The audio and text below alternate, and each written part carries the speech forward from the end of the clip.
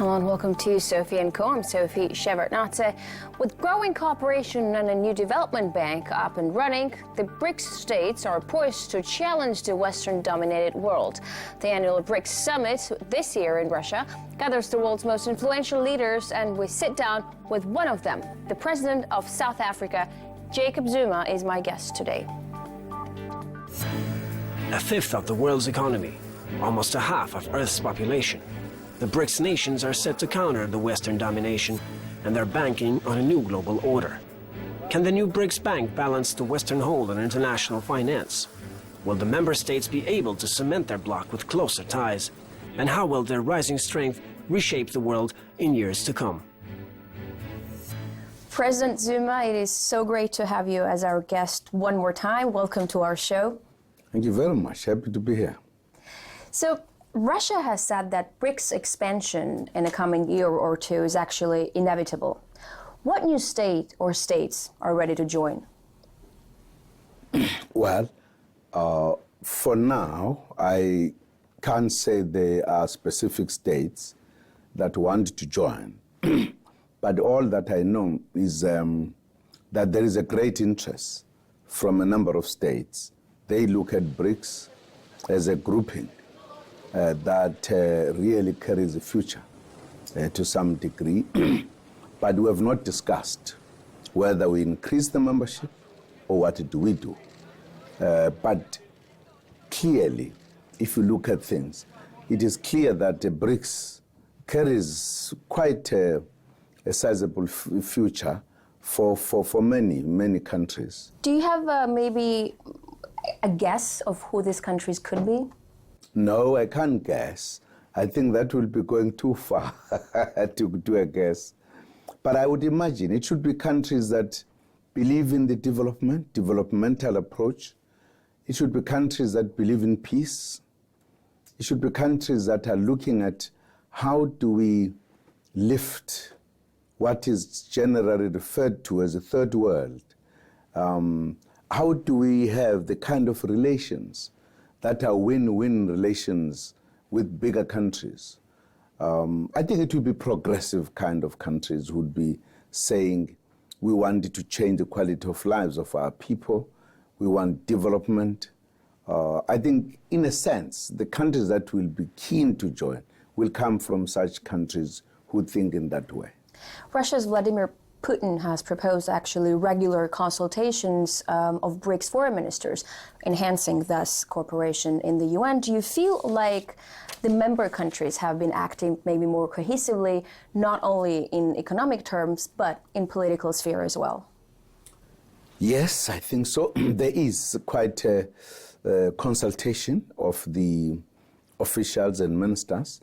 I agree, given the importance of BRICS, we might need more of such consultations at the ministerial level, because the BRICS, these are doers. Once they say, this is what we do, they do it. And therefore, I would agree with President Putin that BRICS needs more consultation, more things to do together as countries, because that in itself will certainly indicate to other countries who are not necessarily in BRICS that in BRICS there is happiness, in BRICS there is working together, there is harmony. And I think that's what we need to see. For President Zuma, I'm sure you've thought about this more than one time. For instance, what can Russia or Brazil give to South Africa? Or what can South Africa give to China and India? Well, we are very clear. Firstly, we are able to discuss issues, global issues. We are able to discuss things that affect us as countries. Our discussions are very frank and fair, and there's a great respect among the members. And as you know, these countries need to work together economically. In other words, whatever economic activities that take place between BRICS countries need to grow. Right now, when you look at BRICS, it's operating sort of like a loose group of countries, kind of like the G7. Do you think that countries should integrate more closely and thus become an organization? Should it? I don't think we could, at this point in time. say, this is what we are going to be doing. We have not sat down to say we now plan how BRICS is going to go. I think it has been important also to allow it to flow on its own, because it is a voluntary kind of organization. And if we see the benefits, I think we are going to be in a position to say, shouldn't we tighten our relations even more? Right now, there are very good relations. We are able to consult, we are able to work together, we are able to have our summits. We've never disagreed on issues. We think together, we understand the world together. So far, is much good, even than the organization that have very tight structures, who at times disagree on a number of things.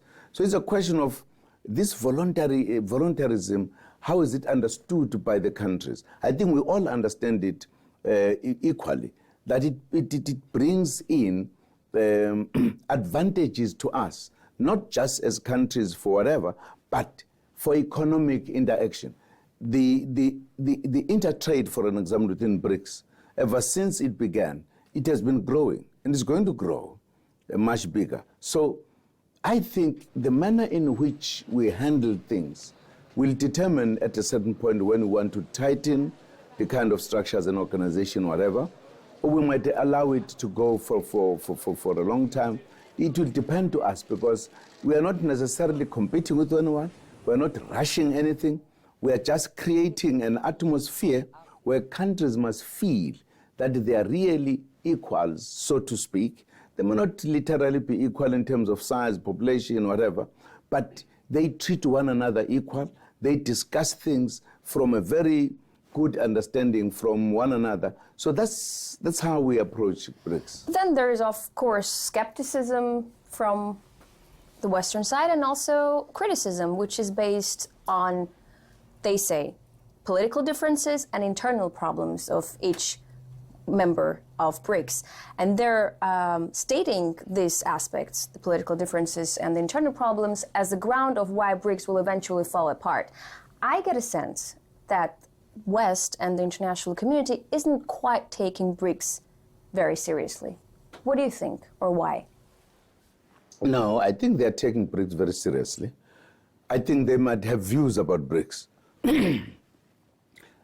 perhaps understandably so.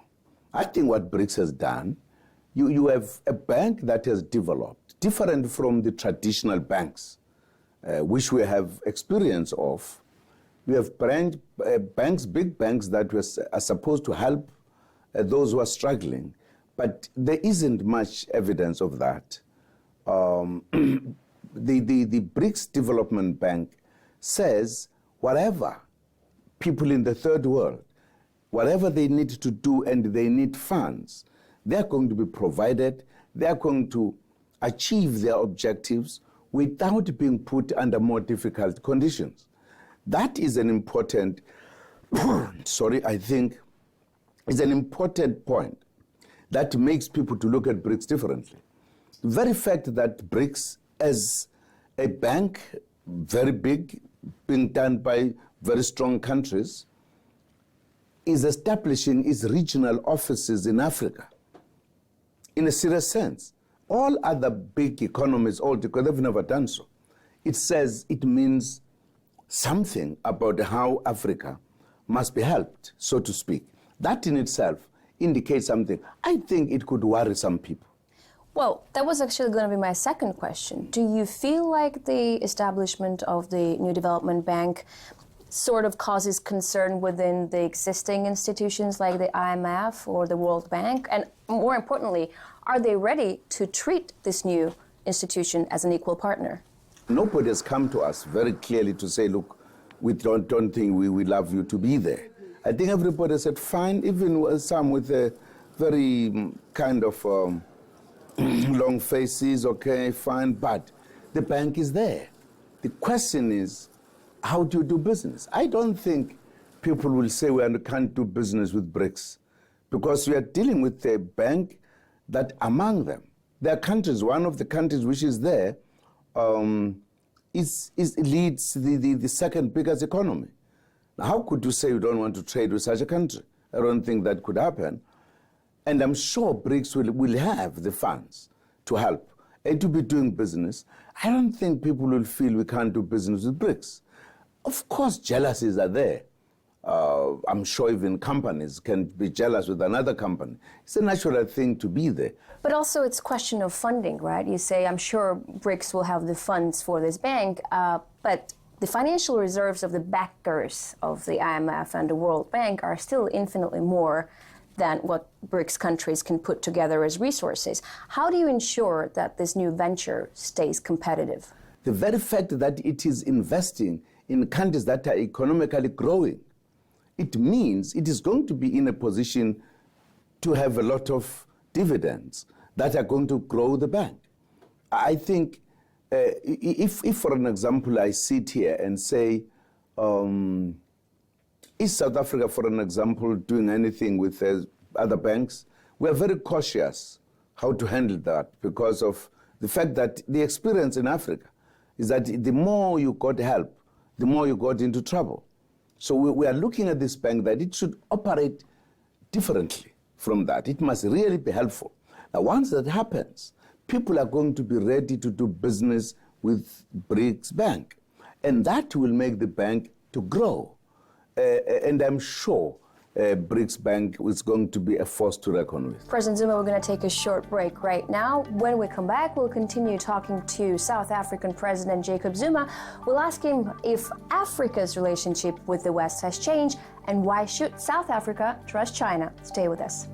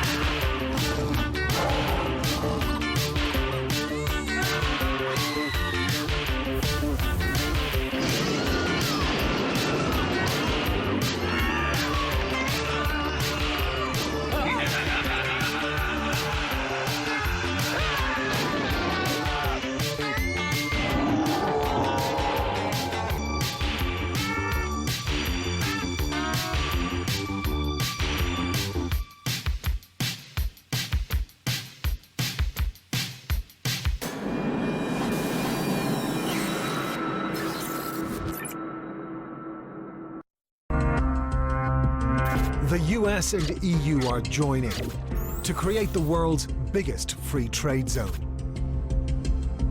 It's supposed to boost economic growth and create jobs on both sides of the ocean. If another country like the United States was able to compete for that market, prices would come down, consumers would be allowed to enjoy more poultry at lower prices. But why then is it all so secret? Is this in the name of development or profiteering? Same agenda that was tried in 1998. And in Europe, people said nein, no, non, I don't think so, niet, because nobody thought it was a good idea to give away all of the consumer and environmental standards for theoretical gains.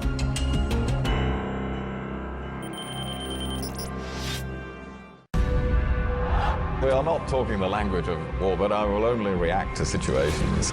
I have read the reports, but I'm not in a position to... No, I will leave that to the State Department to comment on your latter point. I don't want to say that.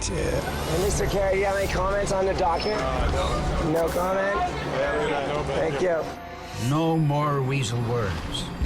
When you evade a direct question, be prepared for a chase. When you throw a punch, be ready for a battle. Freedom of speech means little without the freedom to question. It's reasonably clear that there have been a series of terrorist attacks in London. It's important, however, that those engaged in terrorism realize that our determination to defend our values and our way of life is greater than their determination to cause death and destruction to innocent people in a desire to impose extremism on the world.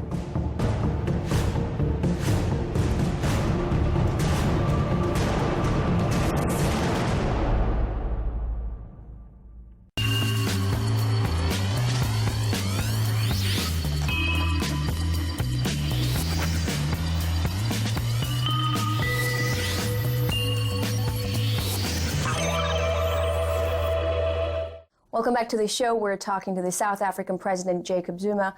Mr. President, so this new BRICS bank isn't obviously the only headline grabber. There's also the new Chinese-led Asia Infrastructure and Investment Bank that's being put together. So do these new institutions, I'm talking about the BRICS banks and the Chinese-led infrastructure, do they mean a breakup of the internationally established monetary and development fund system? No, I think we should also know what has been the challenge. We have had these old banks. They've been established many years back. The world has moved. The world has developed.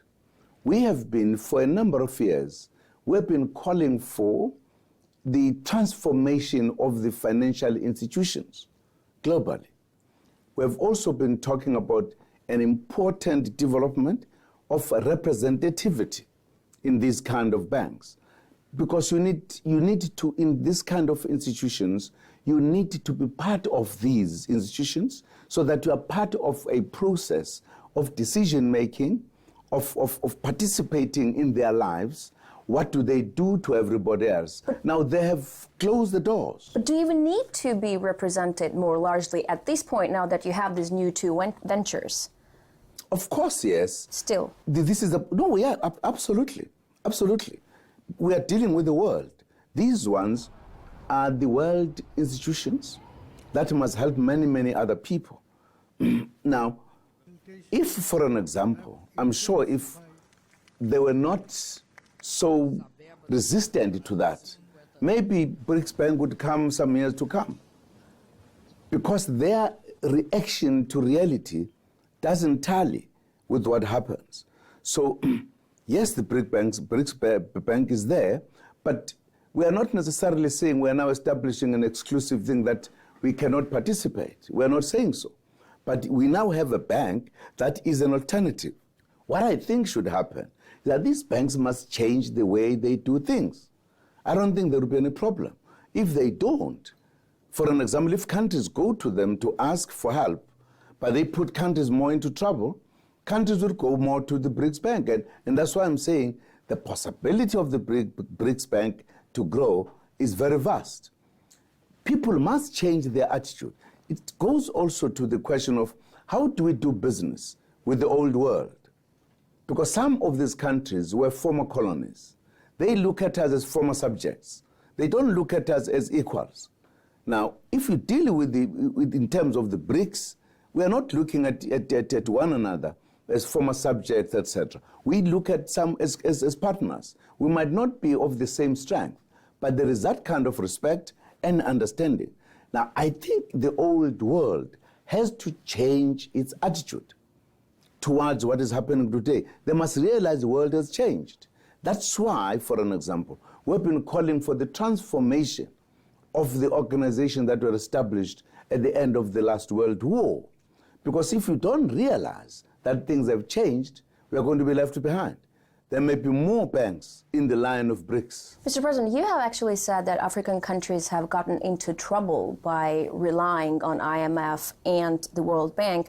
You know, I've read many articles and reports that are actually decrying Western infrastructure for helping and giving aid to African countries. And also a lot of African economists are saying that this sort of aid to Africa fosters a culture of dependency and also slows down the African growth. Why is that? Why, do you see problems with Western aid to African countries at this point? We've had difficulties. Even the help that we get is having so much strings attached. They don't give you and say, well, fine, do what will help you. They want to dictate as well. What is it that you should do? And this is a problem. You can't utilize that kind of assistance the way you want. So in a sense, it has conditions that will keep you dependent all of the time. That's what we are trying to take ourselves out of. And we believe that an alternative bank like BRICS does provide an opportunity for us to have a bank that you can deal with at a level which you are satisfied with. We are not looked down upon, but the people who are saying, yes, let us do business, who are not saying, look, after all, you are a former subject, you know. We'll tell you how to do business, you know. We don't want that. So do you think the African countries don't need to borrow themselves to bankruptcy anymore, like it happened in year 2000 when the African debt was so high that it had to be written off from the Western countries? They can now come to the BRICS. No, I'm not making a call to say don't do business with the West, not at all. We are doing business with the West. We have been doing business with the West. I'm saying now there is an alternative. You can make a choice of your own. If you want to go with all those kind of understanding, is your choice. I'm not going to say don't go. But if you are here, we do business. South Africa is still doing business with the Western countries. And we are not saying we're going to call it off. But we are now saying there's an alternative. If we want to do business, we want to develop with less kind of conditions, we have now a bank to which we are a member. We can now do more. But it doesn't say we are cutting off others.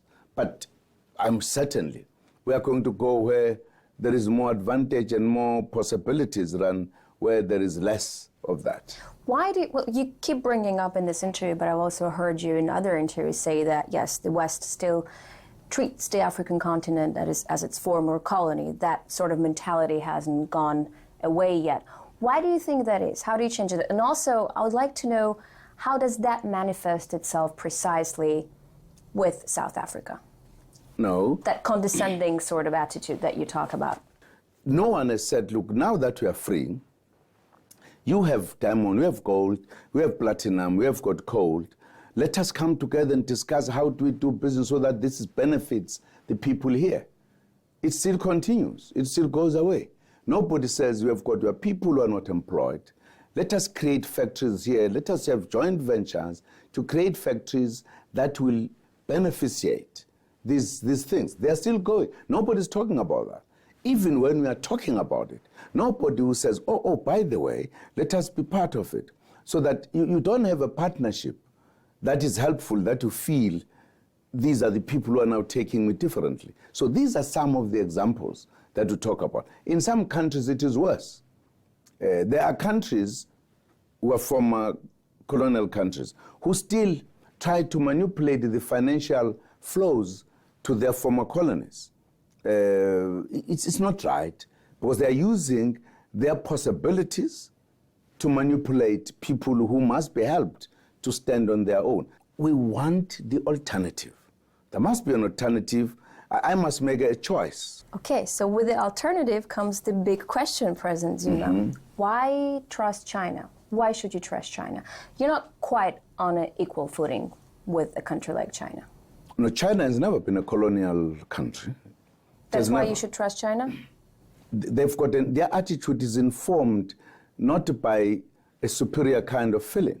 Their attitude is informed by the fact that they themselves suffered, but also they've been with us in the struggle. They supported our struggles.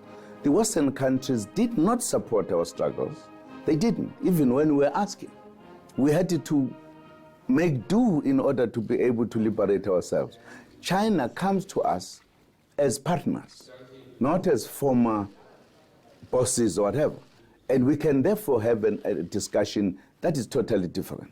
So what makes China so interested in South Africa? No, not in South Africa only, in Africa. Generally, China is interested in Africa. And they're very keen to see us developing. You know, when there was a colonial period, if you looked at the African map, the roads, rails began where the mines were to the harbors. Nothing more.